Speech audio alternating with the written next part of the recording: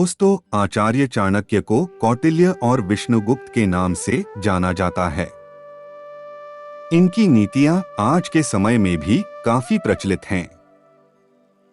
चाणक्य नीति में मित्र, दुश्मन, स्त्रियों, राजा के कर्तव्य, धन, संपत्ति से जुड़ी बातों का जिक्र किया गया है।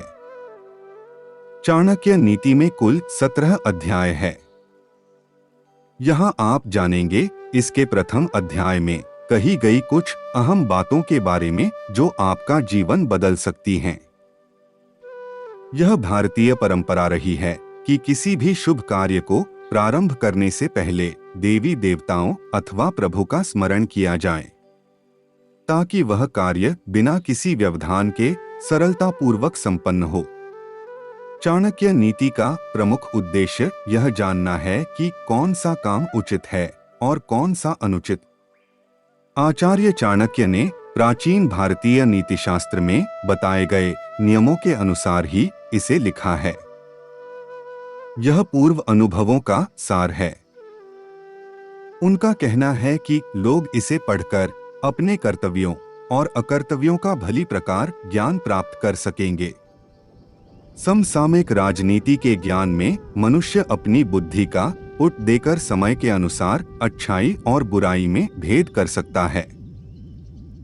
आचार्य चाणक्य कहते हैं, ऐसा व्यक्ति रहता है हमेशा परेशान। सबसे पहले आचार्य चाणक्य ने संघ के महत्व पर प्रकाश डालते हुए यह बताया है कि दुष्ट लोगों के संसर्ग से बुद्धिमान मनुष्य को दुख उठाना पड़ता है। चाणक्य नीति अनुसार दुष्ट पत्नी, झूठा मित्र, बदमाश नौकर और सर्प के साथ निवास करना साक्षात मृत्यु के समान है। चाणक्य की इस नीति का मतलब है कि अगर पत्नी सही नहीं है तो पुरुष का जीवन परेशानियों से भर जाता है। अगर मित्र सच्चा नहीं है तो आपके लिए ये कभी भी घातक साबित हो सकता है। अगर नौकर बदमाश है तो उसके मालिक की मासनिक शांति हमेशा भंग ही रहेगी। साथ ही सांप के साथ निवास करना भी मृत्यु को बुलावा देने वाली बात है। किसी मूर्ख को सलाह ना दे। चाणक्य नीति अनुसार एक पंडित भी घोर कष्ट में आ जाता है जब वह किसी मूर्ख व्यक्ति को उपदेश देता है।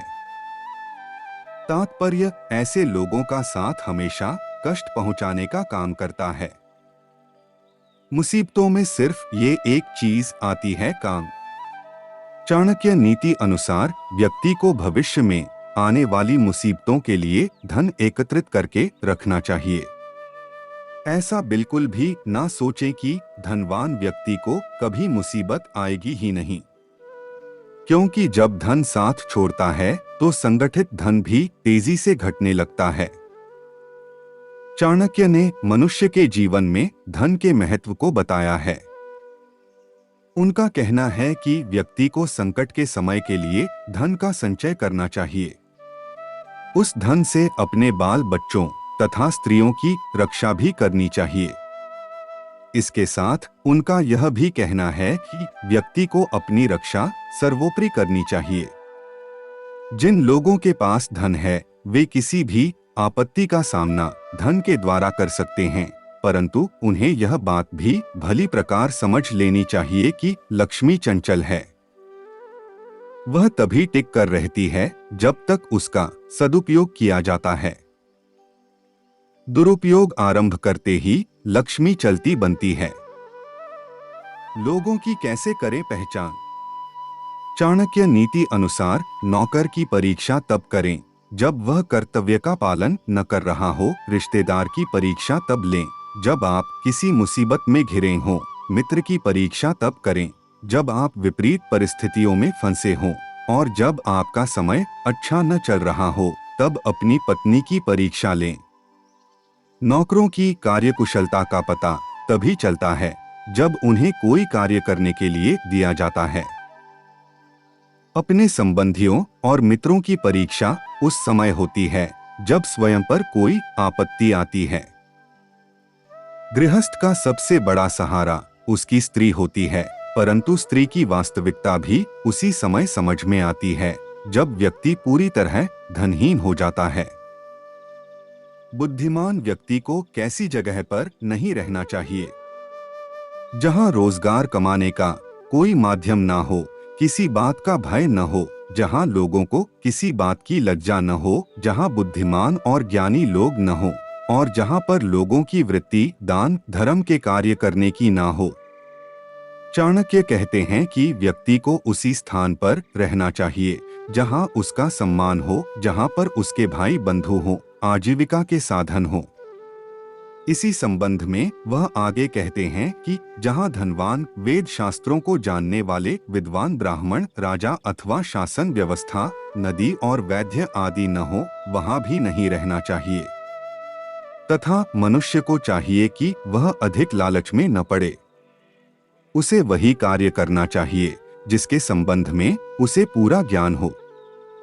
जिस कार्य के संबंध में उसे ज्ञान न हो, उसे करने से हानि हो सकती है।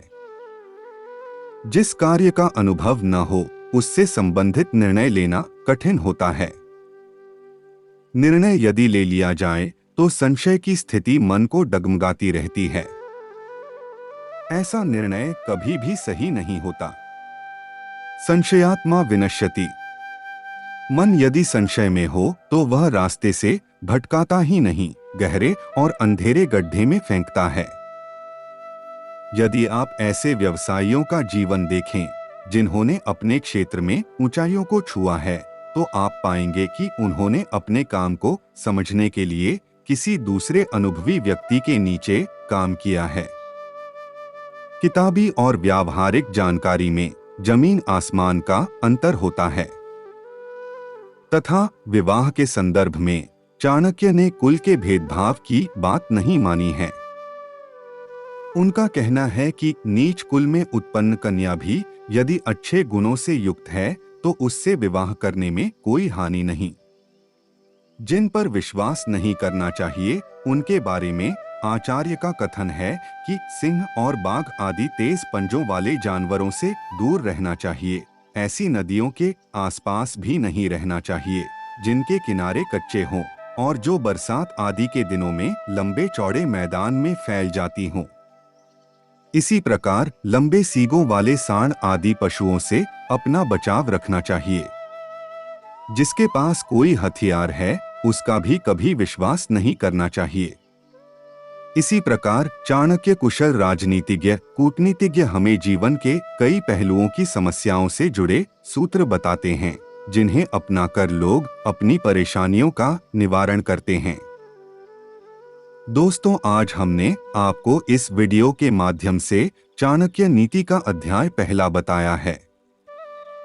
इसके अलावा इस टॉपिक से जुड़ी अन्य और भी जानकारी के लिए पुराण मंथन चैनल को सब्सक्राइब करें।